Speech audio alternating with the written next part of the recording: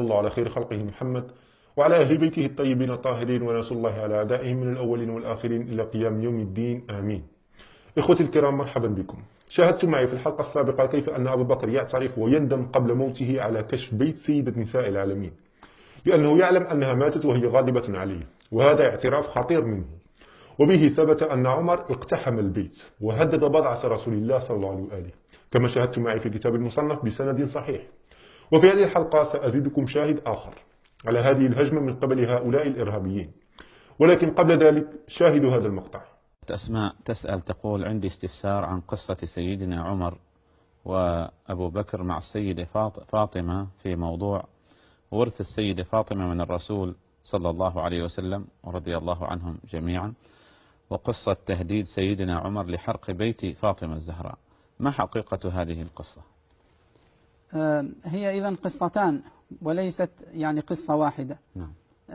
قضية إرث رسول الله صلى الله عليه وسلم عليه الصلاة والسلام، وقضية السقيفة والتهديد بحرق بيت السيدة فاطمة. ولن ندخل في التفاصيل إذ ليس من مصلحة أحد أن نستدعي أحداثا مضت ومر عليها قرون من الزمان، بل نقول: تلك أمة قد خلت لها ما كسبت ولكم ما كسبتم ولا تسألون عما كانوا يعملون. فينبغي بل يجب على المسلمين اليوم أن يكونوا أحرص ما يكونون على جمع كلمتهم وعلى تآلف قلوبهم.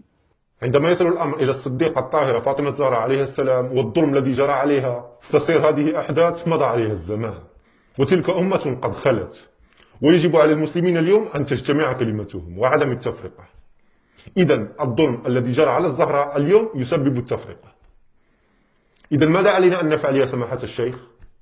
فلا بد من أن يعلي المسلمون اليوم من شأن صحابة رسول الله صلى الله عليه وآله وسلم، وأن يطهروا ألسنتهم من أن ينتقصوا من أقدارهم ومنازلهم، فضلا من أن يخوضوا فيهم بسباب أو لعن أو غير ذلك. لا بد من توقير صحابة رسول الله صلى الله عليه وسلم لأنهم خير القرون. لا بد من توقير الصحابة وعدم الخوض فيهم لأنهم خير القرون. إذن نتغاضى عن ما جرى على الزهراء عليه السلام، ونعيش في مجتمع يقدس ويحترم فيه الطواغيت والظلمة والفجر والخونة، ونعيش في مجتمع كله نفاق وخداع وخيانة وظلم لبنت رسول الله صلى الله عليه وآله. ألا لعنة الله على أمة خذلت بنت رسول الله صلى الله عليه وآله. والآن أعود إلى حديثي، نشاهد هذا الكتاب. أنساب الأشراف البلاذري. قبل أن ننتقل إلى الحديث دعونا نرى من هو البلاذري. عصر الخلافة الراشدة، تأليف الدكتور أكرم ضياء العمري. في ترجمة البلاذري يقول: ويعد البلاذري أبرز المؤرخين المسلمين بعد الطبري من حيث سعة المعلومات التي دونها والفترات التاريخية التي غطاها، لكن كتاب أنساب الأشراف أحسن انتقاء للروايات وأتقى أسانيد وأكثر اتفاقا مع الروايات أهل الثقة والصدق من تاريخ الطبري. يعني هذا الكتاب أفضل من تاريخ الطبري في دقة الأسانيد. سير أعلام النبلاء للذهبي، الجزء 13. البلاذري العلامة الأديب المصنف الكاتب صاحب التاريخ الكبير. أنساب الأشراف البلاذري، الجزء 2. المدائني عن مسلم بن محارب عن سليمان التيمي وعن ابن عون أن أبا بكر أرسل إلى علي يريد البيعة فلم يبايع، فجاء عمر ومعه قبس فتلقته فاطمة على الباب، فقالت فاطمة: يا ابن الخطاب، أتراك محرقا علي بابي؟ قال: نعم، وذلك أقوى فيما جاء به أبوك. قبل أن نرى متن الحديث لنشاهد سند الحديث. المدائني، سير أعلام النبلاء للذهبي، الجزء 11. علي بن المديني روى له البخاري أبو داود ومسلم والنسائي. يقول عنه الذهبي: الشيخ الإمام الحجة أمير المؤمنين في الحديث. عن مسلم بن محارب. كتاب الثقات لابن حبان، الجزء 9. مسلم بن محارب الزيادي، هذا الراوي عند ابن حبان ثقة، عن سليمان التيمي. سير أعلام النبلاء للذهبي، الجزء 6. سليمان بن طرخان روى له البخاري ومسلم والكتب الأربعة. الإمام شيخ الإسلام. روى عن أنس بن مالك. وقال أحمد بن حنبل هو ثقة، وقال يحيى بن معين والنسائي وغيرهما ثقة، قال العجلي ثقة من خيار أهل البصرة، وقال ابن سعد من عباد المجتهدين كثير الحديث ثقة. وعن ابن عون سير أعلام النبلاء للذهبي الجزء السادس. عبد الله بن عون روى له البخاري ومسلم والكتب الأربعة، الإمام القدوة عالم البصرة مولاهم البصري الحافظ. كل رجال سند هذا الحديث هم ثقات، وحتى وإن ضعفوه فلا يهم أبدا، لأنه كما تعلمون أن الحديث إذا تعددت طرقه فيتقوى، وهذه الواقعة كما قال حسن بن فرحان المالكي في كتابه أنه وجد لها 36 طريق لهذه الهجمة، وهذا أيضا يكون شاهد لحديث المصنف الصحيح. الآن لنرى متن الحديث. أن أبا بكر أرسل إلى علي يريد البيعة فلم يبايع، فجاء عمر ومعه قبس فتلقته فاطمة على الباب، فقالت فاطمة يا ابن الخطاب أتراك محرقا علي بابي؟ قال نعم، وذلك أقوى فيما جاء به أبوك. كما شاهدتم أن عمر جاء بقبس من نار، والذي يريد حرق البيت لا بد أن يأتي بالحطب، وقد ثبت أن عمر جاء بقبس من نار وجاء مستعدا لحرق البيت، وقال نعم أنه سيحرق البيت. إليكم هذا الكتاب تاريخ الطبري لأبي جعفر محمد بن جرير الطبري في المجلد الثاني. ذكر الأخبار الواردة باليوم الذي توفي فيه رسول الله. رقم الصفحة.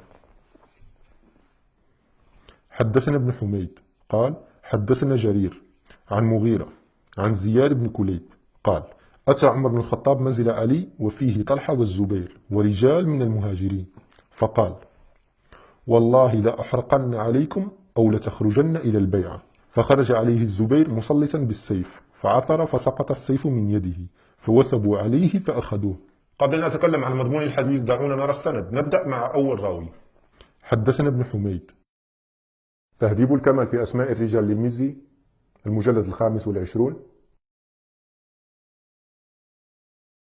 روى له أبو داود والترمذي وابن ماجه. محمد بن حميد بن حيان التميمي روى عنه أبو داود والترمذي وابن ماجه وأحمد بن حنبل إلى آخر القائمة.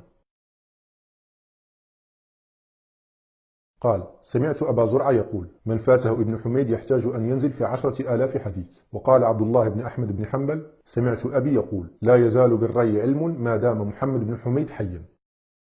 قلت لمحمد بن يحيى الزهلي ما تقول في محمد بن حميد؟ قال ألا تراني هو ذا أحدث عنه؟ قال وكنت في مجلس أبي بكر الصغاني محمد بن إسحاق، فقال حدثنا محمد بن حميد.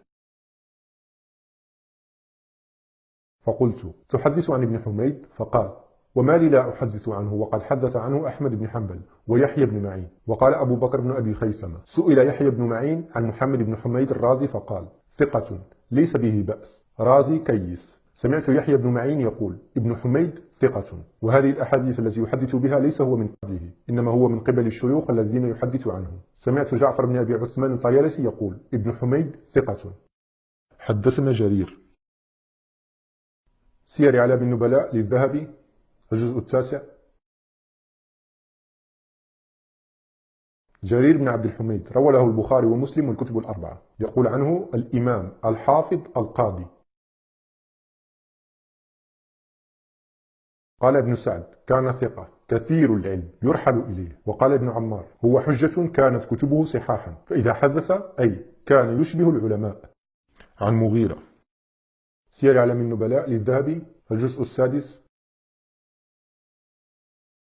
مغيرة روى له البخاري ومسلم والكتب الأربعة، يقول عنه الذهبي الإمام العلامة الثقة. عن زياد بن كليب. تهذيب الكمال في أسماء الرجال للمزي المجلد التاسع. زياد بن كليب روى له مسلم وأبو داود والترمذي والنسائي.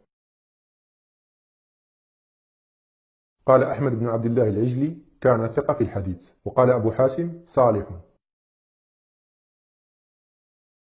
وقال النسائي ثقة. وقال ابن حبان كان من الحفاظ المتقين. روى له مسلم وأبو داود والترمذي والنسائي. كل رجال سند هذا الحديث هم من الثقات، ولكن وقع اختلاف في راوي واحد ألا وهو محمد بن حميد، فهناك من ضعفه وهناك من وثقه، ولا اعتبار لمن ضعفه لأنه مردود بما تقدم من توثيق كبار علماء في علم الرجال كابن معين وأبي زرعة وأحمد وغيرهم. فهذا الراوي ثقة، وحتى وإن ضعفوا فهذا الحديث له شاهد من حديث المصنف الذي رواه بسند صحيح، فلا يضر تضعيفه. فكما تعلمون أن هؤلاء عندما تصل القضية إلى أهل البيت يتشددون في السند ويحاولون إسقاط أي راوي عن الوثاقة، وإذا لم يجدوا يقومون بتحريف الحديث كما شاهدت معي في الحلقة السابقة. وأنا أذكر هذه الكتب لكي تروا أن هذه الواقعة لم يرويها كتاب واحد أو اثنين، بل كثير من الكتب روت هذه الواقعة. الآن تعالوا معي نرى متن الحديث. أتى عمر بن الخطاب منزل علي وفيه طلحة والزبير ورجال من المهاجرين، فقال: والله لأحرقن عليكم أو لتخرجن إلى البيعة. فخرج عليه الزبير مسلطا بالسيف، فعثر فسقط السيف من يده، فوثبوا عليه فأخذوه. كما تلاحظون أن في هذه الهجمة علي كان في البيت، وهذه هجمة أخرى، لأن في الهجمة الأولى كانت فاطمة وحدها في البيت، وهنا عمر يقسم أنه إذا لم يبايعوا سوف يحرق عليهم البيت، وهذا أيضا جاء عند المصنف. شاهدوا معي المصنف لابن أبي شيبة المجلد 13، رقم الصفحة، رقم الحديث: يا بنت رسول الله، والله ما من أحد أحب إلينا من أبيك، وما من الخلق أحد أحب إلينا بعد أبيك منك، وأيم الله ما ذاك بمانعي إن اجتمع هؤلاء النفر عندك أن أمر بهم أن يحرق عليهم البيت. قال: فلما خرج عمر جاءوها، يعني عمر كان عند الزهراء في البيت، وبعدما خرج عمر من بيتها جاءوها، يعني جاء علي والزبير، فقالت لهم فاطمة عليه السلام: تعلمون أن عمر قد جاءني وقد حلف بالله لئن عدتم ليحرقن عليكم البيت، وأيم الله ليمضين لما حلف عليه. إذا ثبت أن عمر جاء بقبس من نار وبالحطب ومستعد لحرق البيت. هنا سؤال: هل أحرق عمر البيت؟ نعم، أحرق البيت. أين الدليل؟ الدليل هو قسمه، أنه يقسم بالله أنه إذا لم يبايعوا سيحرق الدار عليهم. إذا قسم عمر متعلق ببيعة علي، إذا لم يبايع علي أبا بكر سيتم حرق البيت. وهنا سؤال آخر: هل بايع علي من أول يوم؟ لا، لم يبايع من أول يوم، ولست أنا من يقول، بل عائشة والبخاري. شاهدوا معي فتح الباري وشرح صحيح البخاري ابن حجر العسقلاني الجزء الثامن، رقم الصفحة، رقم الحديث: عن عائشة أن فاطمة عليه السلام. هنا البخاري يقول عن فاطمة عليه السلام، ثم يقولون: لماذا تقولون عن فاطمة عليه السلام؟ المهم، فيقول: أرسلت إلى أبي بكر تسأله ميراثها من رسول الله صلى الله عليه وآله، فأبى أبو بكر أن يدفع إلى فاطمة منها شيئا، فوجدت فاطمة، يعني فغضبت فاطمة على أبي بكر في ذلك، فهجرته فلم تكلمه حتى توفيت، وعاشت بعد النبي 6 أشهر. فلما توفيت دفنها زوجها علي ليلا، ولم يؤذن بها أبو بكر وصلى عليها، وكان لعلي من الناس وجه حياة فاطمة. فلما توفيت استنكر علي وجوه الناس، فالتمس مصالحة أبي بكر ومبايعته، ولم يكن يبايع تلك الأشهر. تقول عائشة: ولم يكن يبايع تلك الأشهر، فأرسل إلى أبي بكر أن يأتينا ولا يأتي أحد معه، كراهية لمحضر عمر بن الخطاب. إذن من هذه الفتوى من عائشة نفهم أن علي لم يبايع تلك الأشهر إلا بعد وفاة فاطمة عليه السلام، أي بعد 6 أشهر. لنشاهد هذا المقطع. معلوم أن سيدنا علي بن أبي طالب لم يحضر هذه البيعة، ولا حتى سيدنا الزبير بن العوام وكثير من الصحابة. فسيدنا علي بن أبي طالب لذا يعني حدث في نفسه نوع من الجفاء، وحزن أنهم تسرعوا في هذه البيعة في عدم وجوده، ولكن كان عذرهم أنهم خافوا أن الأنصار تسارع في تعيين واحد منهم وتفترق كلمة المسلمين. والعذر الآخر أنهم علموا أن سيدنا علي بن أبي طالب يضمر كل الاحترام لسيدنا أبي بكر الصديق، وأنه يرضاه لدنياه كما رضيه رسول الله صلى الله عليه وسلم لدينه. ولذا لما بان الأمر كذلك بايع سيدنا علي بن أبي طالب سيدنا أبي بكر الصديق بعد ذلك بيعة حسنة، وبين العذر، ولكن كانت بعد 6 أشهر. إذن علي لم يبايع إلا بعد 6 أشهر، وعمر أقسم بالله أنه سيحرق البيت، وبهذا يثبت أن عمر أحرق البيت، لأن علي لم يبايع مباشرة. وإذا قلتم لا لم يحرق، إذن عمر هنا يكون كاذبا في قسمه. وإذا قلتم علي بايع مباشرة فسيكون بايع تحت التهديد، وبهذا تكذبون أمكم عائشة. لأنها قالت لم يبايع تلك الأشهر. إذن يا إما البخاري كذاب أو عمر كذاب أو عائشة كاذبة، والاختيار لكم.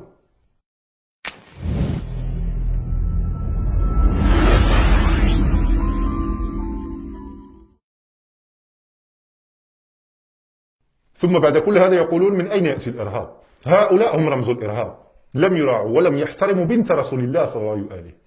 أيفعل هذا بأهل بيت رسول الله؟ يهددون بإحراق البيت عليهم، بل ويحرق البيت عليهم من أجل البيعة؟ ألا توجد طرق أخرى لطلب البيعة غير هذه الطريقة؟ بالله عليكم، إذا كان رسول الله في البيت وجاء عمر يهدد رسول الله بأن يخرج من البيت أو يحرقه، ماذا كنتم ستفعلون؟ أليس هذا هو الكفر بعينه؟ بل هؤلاء تجرأوا على رسول الله وهو حي، فكيف بعد رحيله؟ شاهدوا معي هذا الحديث. فتح الباري بشرح صحيح البخاري ابن حجر العسقلاني الجزء الثالث، رقم الصفحة، رقم الحديث. عن ابن عمر أن عبد الله بن أبي لما توفي جاء ابنه إلى النبي صلى الله عليه وآله فقال: يا رسول الله، أعطيني قميصك أكفنه فيه وصلي عليه واستغفر له. فأعطاه النبي قميصه فقال: أذني أصلي عليه. فأذنه، فلما أراد أن يصلي عليه جذبه عمر. هنا عمر يجذب رسول الله صلى الله عليه وآله فقال: أليس الله قد نهاك أن تصلي على المنافقين؟ تبين أن عمر هو النبي والنبي هو الصحابي. عمر يعلم رسول الله صلى الله عليه وآله ثم يجذبه. عمر يجذب رسول الله صلى الله عليه وآله، ما هذه الجرأة؟ بالله عليكم، إذا قام القرضاوي لكي يصلي على شخص ثم أتى شخص آخر وجذبه إليه، أليس هذا من سوء الأدب والجرأة؟ فكيف برسول الله الذي لا ينطق عن الهوى؟ شاهدوا معي كيف أن عمر يعترف أنه تجرأ على رسول الله. شاهدوا. فتح الباري بشرح صحيح البخاري لابن حجر العسقلاني الجزء التاسع، رقم الصفحة، نفس الحديث، إلى أن يقول: قال: فصلى عليه رسول الله ثم انصرف فلم يمكث إلا يسيرا حتى نزلت الآيتان من البراءة، إلى أن يقول: قال عمر: فعجبت بعد من جرأتي على رسول الله. يعني عمر هنا يتعجب من جرأته على رسول الله صلى الله عليه وآله. إذا كان يتجرأ على رسول الله وهو حي، فكيف بابنته بعد رحيله؟ أتعلمون كم كان عمرها؟ كانت تقارب 18 سنة، امرأة في عز شبابها يفعل بها هذا. وكل هذا مسطر في الكتب بأصح الأسانيد، وليس من تخاريف الشيعة. هؤلاء هم الصحابة الذين نفقتم آذاننا بهم. أين ذهب قول الله تعالى في كتابه؟ القرآن الكريم، سورة الشورى: قل لا أسألكم عليه أجرا إلا المودة في القربى. هذه هي المودة في القربى؟ ومع كل هذا تريدون منا أن نحترم أبي بكر وعمر؟ بأي وجه سنلقى رسول الله يوم القيامة ونحن نحترم من فعل هذا بابنته الوحيدة التي لم تحمل لا سلاح ولم تهدد أحد؟ والله من يتردى ويحترم هؤلاء فليستعد لمواجهة رسول الله يوم القيامة. وحتى أن قبرها مجهول إلى يومنا هذا. تخيلوا قبر سيدة نساء العالمين لا أحد يعرفه. الآن إذا مات ملك أو شخص مشهور تجد العالم يتكلم عنه ويحضرون جنازته ويصلون عند قبره. أما قبر بنت سيد الخلق سيدة نساء أهل الجنة لا يعرفه أحد. أليست هذه رسالة من الزهراء وعلامة من علاماتها أنها ماتت وهي غاضبة على أبي بكر وعمر؟ شاهدوا معي الحديث. صحيح مسلم بشرح النووي، رقم الصفحة، رقم الحديث، نفس الحديث الذي قرأناه في البخاري. فيقول: فأبى أبو بكر أن يدفع إلى فاطمة شيئا، فوجدت فاطمة على أبي بكر في ذلك. قال: فهجرته فلم تكلمه حتى توفيت، وعاشت بعد رسول الله 6 أشهر. فلما توفيت دفنها زوجها علي بن أبي طالب ليلا، ولم يؤذن بها أبو بكر، وصلى عليها علي عليه السلام. لم تريد أن يحضر جنازتها ولا أن يصلوا عليها من شدة غضبها عليهما، وأوصت الإمام علي عليه السلام أن يدفنها ليلا وسرا لكي لا يعلم أحد منهما أين قبرها. هكذا استشهدت سيدة النساء بنت رسول الله صلى الله عليه وآله.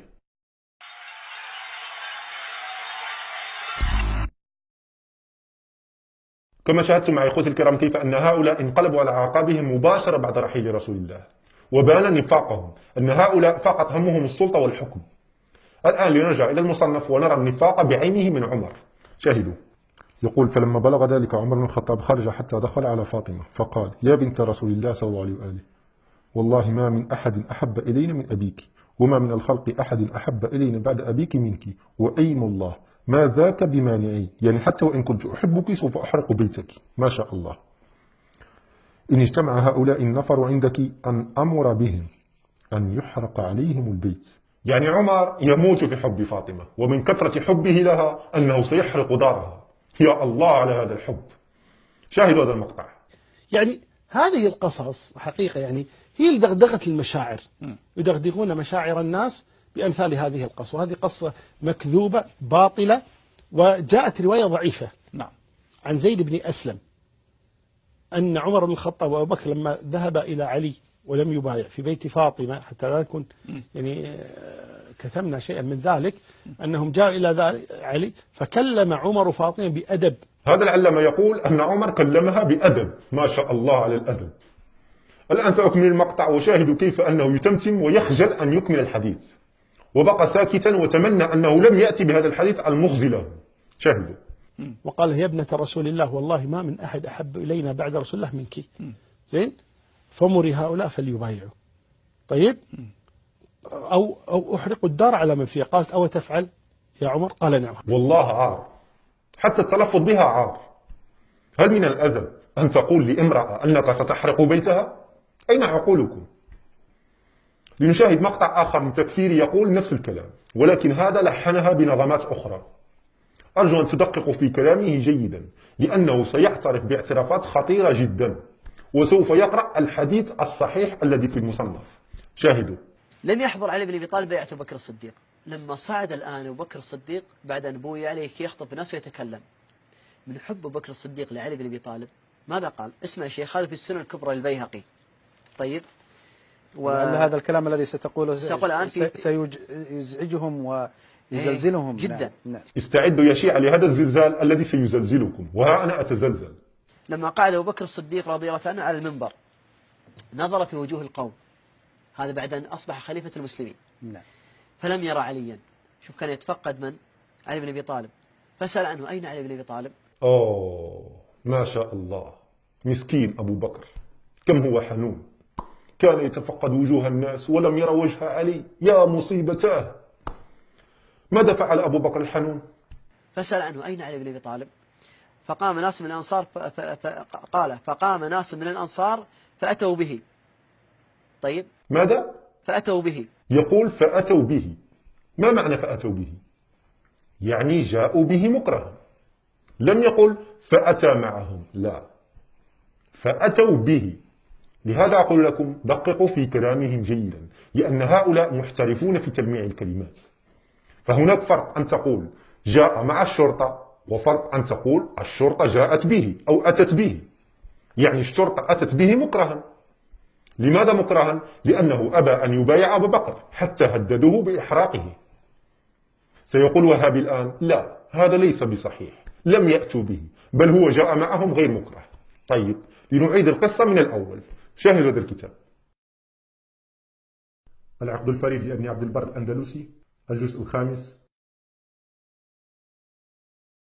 الذين تخلفوا عن بيعة أبي بكر: علي والعباس والزبير وسعد بن عبادة. فأما علي والعباس والزبير فقعدوا في بيت فاطمة حتى بعث إليهم أبو بكر عمر بن الخطاب ليخرجوا من بيت فاطمة، وقال له: إن أبوا فقاتلهم. فأقبل بقبس من نار على أن يضرم عليهم الدار، فلقيته فاطمة فقالت: يا ابن الخطاب، أجئت لتحرق دارنا؟ قال: نعم، أو تدخل فيما دخلت فيه الأمة. يقول يخرجوا من بيت فاطمة، يعني يخرجوا بالقوة، حتى أنه قال له: إن أبوا فقاتلهم. إذن أبو بكر يعلم أنهم لن يبايعوه، وأحس أنهم يشكلون خطورة على خلافته، لهذا استخدم القوة، فبعث إليهم عصابة فيهم عمر. نكمل القصة. كتاب السنة للشيباني. بيعة أبي بكر. عن ابن شهاب قال: وغضب رجال من المهاجرين في بيعة أبي بكر، منهم علي بن أبي طالب والزبير بن العوام، فدخل بيت فاطمة بنت رسول الله صلى الله عليه وآله ومعهما السلاح، فجاءهما عمر في عصابة من الإرهابيين، يذكر أسماء الإرهابيين إلا أن يقول: فأخذ أحدهم سيف الزبير فضرب به الحجر حتى كسره. إسناده إلى الزهري حسن. إذن علي والزبير كانا غاضبين جدا لبيعة أبي بكر، وكان معهما السلاح، يعني مستعدين للقتال ومواجهة العصابة التي كانت مع عمر. حتى أخذوا منه سيفه وكسروه. نكمل القصة. عن أبي نضرة قال: لما اجتمع الناس على أبي بكر فقال: ما لي لا أرى عليا؟ قال: فذهب رجال من الأنصار فجاءوا به. رواه الحاكم وقال: صحيح على شرط الشيخين، وهذا إسناد صحيح. يقول فجاءوا به، وإسناد هذا الحديث صحيح. إذن علي لم يأتي طائعا، بل أتى مكرها للبيعة. ثم يستهزئون بأن علي جروه كالجمل المغشوش. شاهدوا. ثم أمروا بإحراق البيت فأحرقوه، ثم أخذوا عليا كالجمل المخشوش إلى البيعة غصبا ورغما عن أنفه. هذه هي أسطورة المجوس. هؤلاء لا يقرؤون كتبهم. يقول في رواياتهم المجوسية. ماذا تقول في هذا الحديث الصحيح؟ هل هذا مجوسي؟ يقول فجاءوا به. كيف جاءوا به؟ هل جاءوا به في سيارة مرسيدس يعني؟ أم جاءوا به كالجمل المخشوش؟ هل هذه بيعة أم بيعة إكراه تحت السيف؟ إذن أظن أن القضية صارت واضحة يا إخوتي الكرام. يا إما تبايع أو تقتل. ما شاء الله. سيدنا رضي الله عنه يقاتل سيدنا رضي الله عنه، لأنه رفض مبايعة سيدنا رضي الله عنه، وكلهم رضي الله عنهم، وكلهم عدول، وكلهم في الجنة. ما شاء الله على هذا الدين. الصحابة رضي الله عنهم عدول كلهم عدول. الآن سيقول قائل: أين شجاعة علي؟ هذا البطل في الحروب، كيف يسمح لهم أن يفعلوا به هذا؟ أقول: لا تتسرعوا، هذا سيأتي إن شاء الله. فالبحث لم ينتهي هنا. الآن نرجع إلى صاحبنا ونكمل معه، فالقصة لم تنتهي بعد. طيب الآن الموقف هنا مختصر. الرواية لما ذهب أرسل أبو بكر الصديق بعض الصحابة لكي ينادوا علي بن أبي طالب. طيب لأهمية هذا الرجل في هذا الجامع وولد هذا الخليفة. لأهمية هذا الرجل. دققوا كيف يعترفون، وكيف أن كل الأحاديث التي عرضتها عليكم مضمونها صحيح ومرتبطة بعضها ببعض. الآن يقول أن أبو بكر بعث بعض الصحابة يعني عمر وعصابة معه لكي يأتوا بعلي. نكمل. تكملة القصة وطرف القصة عند مصنف أبي شيبة. يقول أنه حين بويع أبو بكر الصديق رضي الله عنه وارضاه، كان الزبير وعلي يدخلان على فاطمة في بيت فاطمة، فيشاورونه ويرتجعون في أمرهم. فلما بلغ ذلك عمر الخطاب خرج حتى دخل على فاطمة الزهراء. يقول دخل على فاطمة. هذا التكفيري يعترف بالحديث ويقول أن عمر دخل على فاطمة ولا يعطيه الأمر أهمية، يعني عادي جدا، وقد بينت لكم أنه اقتحم البيت. نكمل. فقال: يا بنت رسول الله. شوف الآن كيف يخاطبها عمر. قال: يا بنت رسول الله، والله يقسم والله ما من الخلق أحد أحب إلينا من أبيك، أي النبي صلى الله عليه وسلم، وما من أحد أحب إلينا بعد أبيك منك. خاطب فاطمة. شوف كيف تأدب مع فاطمة. يا الله على الحب، يا الله على الأدب، كم هو مؤدب مع فاطمة. يقول لها أنه يحبها حبا جما، نار. ما شاء الله. وبكثرة حبه لها أنه قال لها: خاطب فاطمة. شوف كيف تأدب مع فاطمة. وأيم الله يا فاطمة، إن ما ذلك بمانع إن اجتمع هؤلاء النفر عندك أن آمر بهم فأن يحرق عليهم البيت. ماذا سيفعل؟ أن آمر بهم فأن يحرق عليهم البيت. يا الله على هذا الحب. هذا هو الحب الحقيقي، الحب الذي لا يوجد فيه نار وحرق، ليس بحب. تعلموا من سيرة السلف الصالح، تعلموا. إذا كنت تحب زوجتك ولا تدري كيف تعبر لها عن حبك، فعمر يعلمك. ما عليك إلا أن تأتي باب منزلها وتقول لها أنه بكثرة حبك لها ستحرق الدار عليها. يا الله، ما أجمل العشق. هذا هو الحب، هذا هو الحب. أكمل يا شيخ، ودعنا نعيش هذا الحب والعشق. أكمل. فلما خرج عمر قال: يا فاطمة، ترى هذول الآن لابد أن يأتوا بين المسلمين، لا يشق عصا المسلمين يا فاطمة. طيب. يقول لا يشق عصا المسلمين. عجيب. هل علي أصبح يشق عصا المسلمين؟ أليس هذا طعن في علي عليه السلام؟ وشاهدتم كيف أنه مر مرور الكرام على قول عمر أنه إن لم يبايعوا سيحرق عليهم الدار. نكمل. فذهب عمر وخرج. فلما خرج عمر طيب من عندها، يقول خرج من عندها. إذن عمر كان عند فاطمة داخل البيت. شاهدتم إخوتي الكرام كيف أن كلامي صحيح؟ هذا يقرأ الحديث الصحيح الذي في المصنف. عندما قلت لكم أنه كشف بيتها ودخل على الزهراء وهي لوحدها وهتك سترها وهددها وهدد زوجها بإحراق الدار عليهم.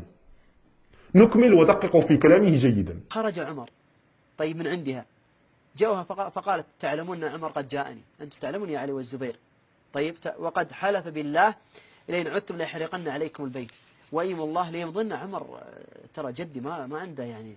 طيب شاهدتم كيف يمدح فعل عمر؟ يقول ترى عمر جدي يعني ما عنده مزاح، والمصيبة يقولها بكل برودة وفخر وكأنه عادي جدا. إيش فيها يعني؟ يهددون بحرق البيت، شيء عادي وكأنه يحرق ورقة. فانصرفوا راشدين، أي أن الرشد في اتباع كلام من؟ هذه عبارة الرواية نفسها، فانصرفوا راشدين. فروا رأيكم، أنا قلت لكم الآن ما يقول عمر. طيب ولا ترجعوا إلي، روحوا واسمعوا كلام عمر الخطاب، لا ترجعوا لي مرة ثانية. وأيدت رأي عمر بقول راشدين. اي نعم. يقول فاطمة أيدت رأي عمر. ما شاء الله على هذا الاستنتاج الخارق. صارت فاطمة تخوف علي والزبير وتقول لهما اذهبا للبيعة وإلا ناديت عمر لكي يحرق عليكم الدار. ما شاء الله، ما هذا المنطق السقيم والفهم الأعوج.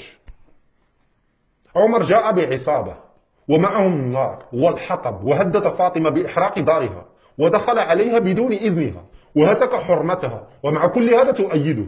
حسبنا الله ونعم الوكيل. إخوتي الكرام، تتمة البحث في الحلقة القادمة. هذا وصلى الله على خير خلقه محمد وعلى أهل بيته الطيبين الطاهرين.